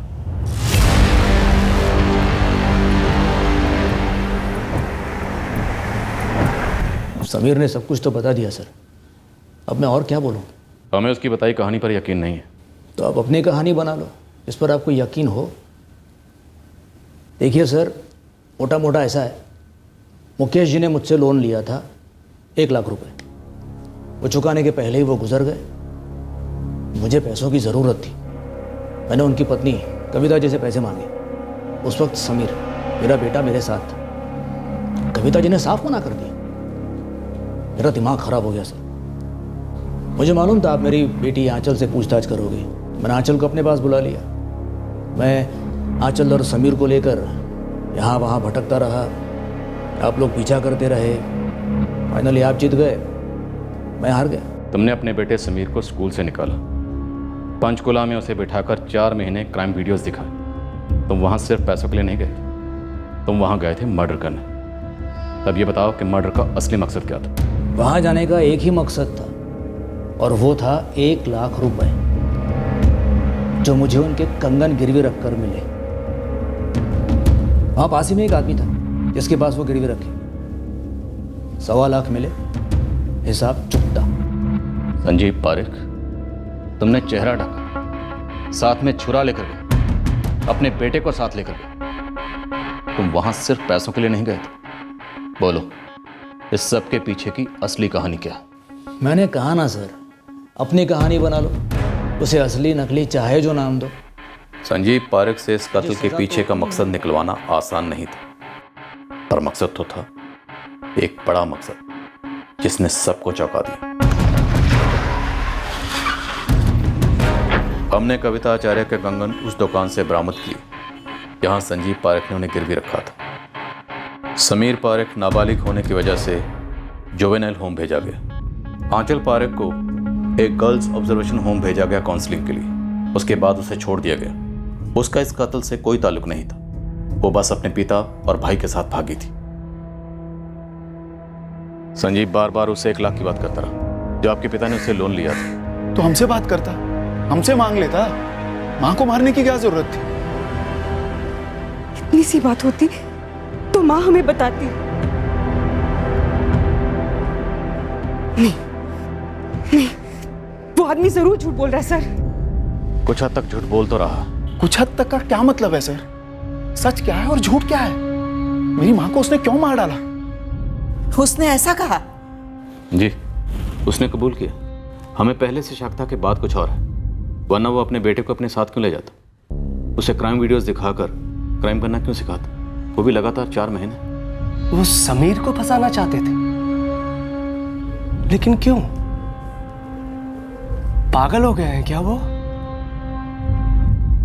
तो संजीव पारेख, अब सच बोलोगे या थोड़ी और पिटाई करें? मुझे मालूम था सर, वो पैसे नहीं लौटाएगी। बुढ़िया का इरादा ही नहीं था पहले से। तेरा इरादा क्या था? क्या मकसद था? असली मकसद एक ही था, मर्डर। इसके लिए मैंने समीर, मेरे बेटे को ट्रेन किया और अपने साथ ले गया। तूने एक बच्चे को जुर्म में शामिल किया, अपने खुद के बेटे को। क्यों? क्यों? क्योंकि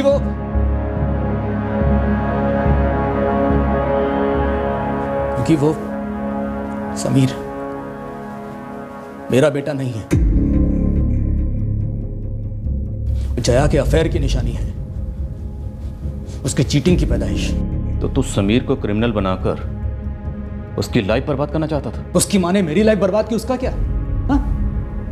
उसे क्या लगा था मुझे पता नहीं चलेगा? मैं तो वहां था, मस्कत, फैमिली के लिए पैसे कमा रहा था, और वो यहां अपने पेट में किसी का पाप पाल रही थी, पता नहीं किसका। फिर भी मैंने सोचा सब भूल जाता हूं, नए सिरे से जिंदगी शुरू करता हूं। लेकिन एक दिन अचानक साली बच्चों को लेकर भाग गई, कुछ बताया नहीं, कोई रीजन नहीं, कुछ नहीं। अरे फिर भी एक छोटे बच्चे को जुर्म में शामिल करने का लॉजिक क्या था? वो भी मर्डर जैसा जुर्म। बदला, और क्या? समीर मेरा बेटा नहीं है, वो मेरा खून नहीं है। वो जिए मरे, उसका जो भी हो, मुझे कोई फर्क नहीं पड़ता।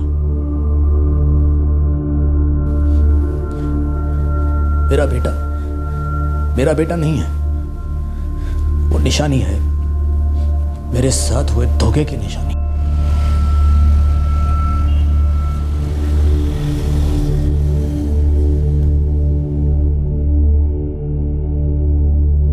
एक क्रिमिनल को जेल भेजा जा सकता, उस पर अदालत में मुकदमा चलाकर उसके जुर्म को साबित करके उसे सजा दिलाई जा सकती, लेकिन उस ख्याल को, उस क्रिमिनल इरादे को किसी के जहन से जुर्म करने से पहले ही कैसे निकाला जाए, खासकर तब जब वो क्रिमिनल इरादा एक निजी अधूरेपन से उभरा हो।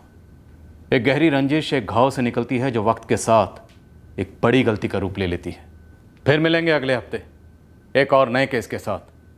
क्राइम पेट्रोल सतर्क। जय हिंद। क्राइम पेट्रोल के और भी दिलचस्प कहानी देखने के लिए हमारे चैनल को सब्सक्राइब करें और बेल आइकॉन दबाना न भूलें।